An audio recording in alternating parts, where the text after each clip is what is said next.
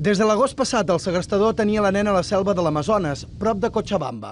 L'operació de rescat es va activar a la matinada del dissabte i van participar helicòpters de l'exèrcit en tractar-se d'una zona sota tutela de grups paramilitars i de difícil accés, en la que s'anaven endinsant per evitar ser trobat. La investigació extremadament complexa està dirigida per un jutjat de l'Hospitalet de Llobregat, que ha decretat el secret de sumari. Els pares van denunciar el segrest fa 7 mesos en una comissaria d'aquesta ciutat. El suposat captor és un conegut de la família, de 35 anys i de nacionalitat boliviana.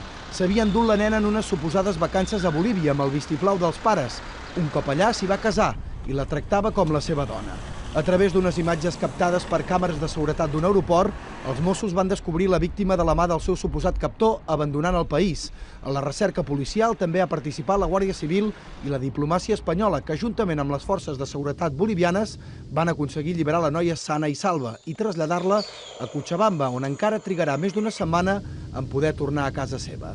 El presumpte segrestador està detingut per la policia, a l'espera que les autoritats judicials decideixin sobre la seva extradició a Espanya.